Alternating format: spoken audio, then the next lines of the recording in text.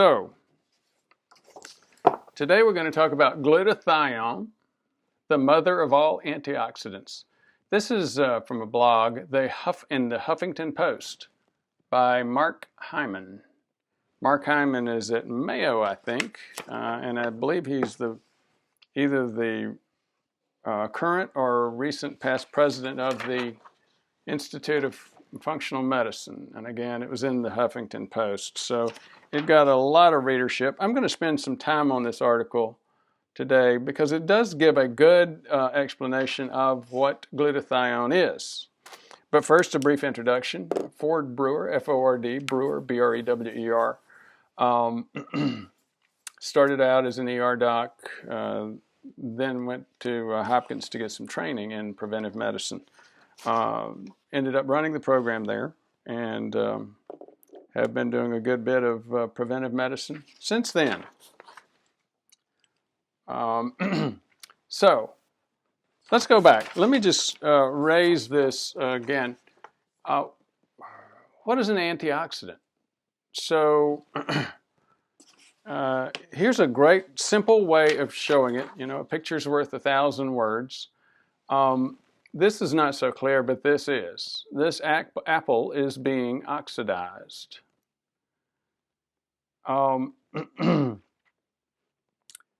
Oxidation, there are a couple of other terms for oxidation. One is rotting, as you see this apple rotting. The other is rusting. So oxidation does have a huge impact on our body. Now, you hear so many things about oxidation, you think it's bad. Let me just remind you that we breathe oxygen. We need oxygen. The difference between us and a fungus in terms of metabolism, the ability to pull 35 ATP units, 30-something ATP units out of a glucose molecule, as opposed to less than 5, is our ability to use oxygen.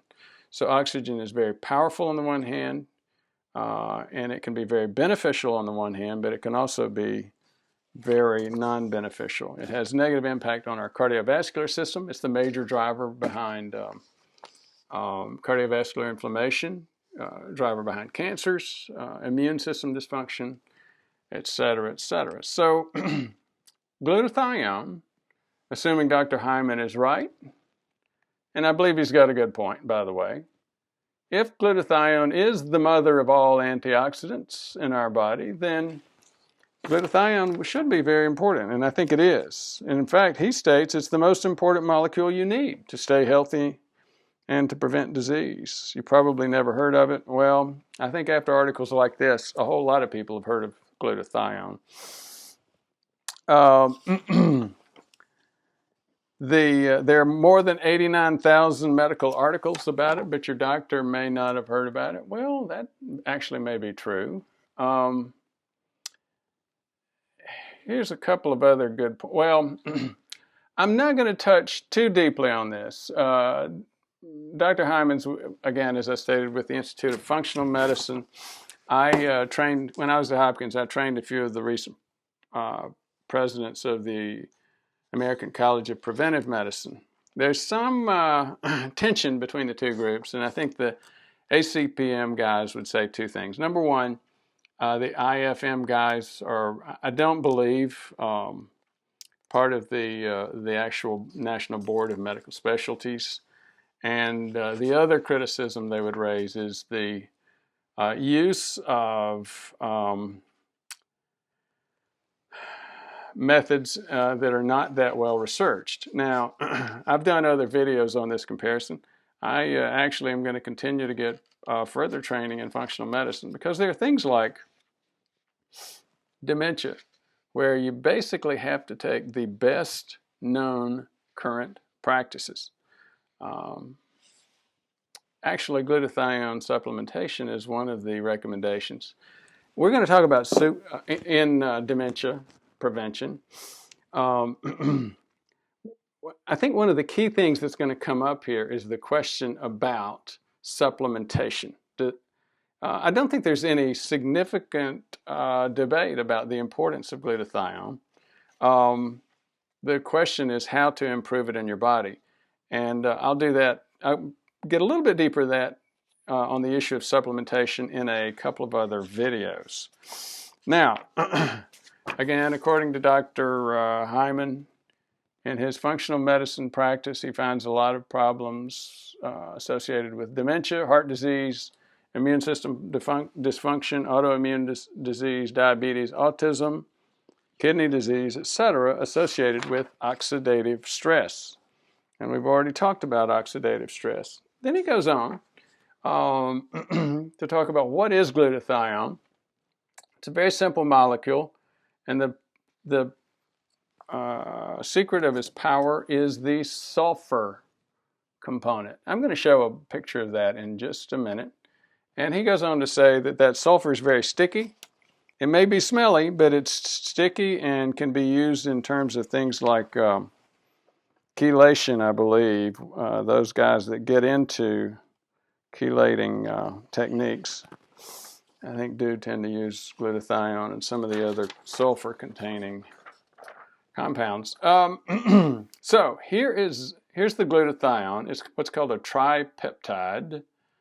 Peptide is a molecule that's got a biological molecule that's got a nitrogen in it. So here's one nitrogen, here's another nitrogen, and here's a third one. Here is that sulfur atom that Dr. Hyman referred to. So again, that's glutathione. I'm getting confused now. I'm confusing myself with all of my images.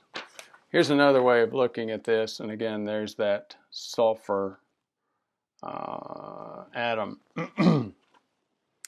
Now, Dr. Hyman then goes on to talk about testing for genes and whether these genetic tests are actually practical on a long-term basis or not is a big debate, especially between the IFM and the ACPM, Institute of Functional Medicine, American College of Preventive Medicine. And as you can see, those of you that know me know that I don't follow either college completely. I do some genetic testing associated with risk factor assessment. Now, what he's talking about here for genetic testing is for some of the genes involved in producing enzymes involved in this glutathione oxidation reduction process. These genes are GST-M1, GST-P1, several others. His point, and the point of that's very prevalent in the IFM, is that we did not need, back in the days, the hunter-gatherer days, we didn't get all of these major oxidative stressors to our bodies, so we tend to not be as well equipped for the oxidation that hits us in this world of highly processed foods. According to Dr. Hyman, nearly all of my very sick patients are missing this function. It's that methylation function associated with glutathione. 1/3 of our population suffers from chronic disease from missing this gene, and it's GST-M1. Now, so he goes on to talk about other antioxidants in the body. Vitamin C, vitamin E, lipoic acid. And basically he's talking about how these are all antioxidants that take that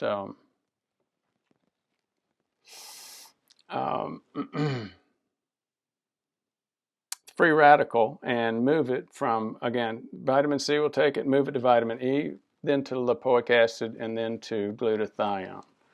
After this happens, then the body can go back and look to reduce glutathione. Speaking of reduced glutathione, you can get reduced glutathione as a supplement. Just a quick spoiler, again, those of you that know me will know I'll often get these and experiment around with them. I got that before I knew the whole story that I'm learning regarding supplementation. Again, a teaser for the later part of the of this video as well as a couple of others on this topic.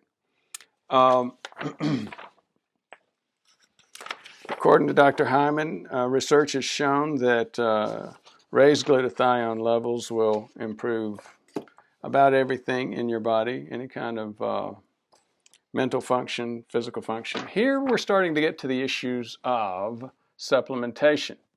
9 tips to optimize your glutathione levels. Supplementation is not one of those tips.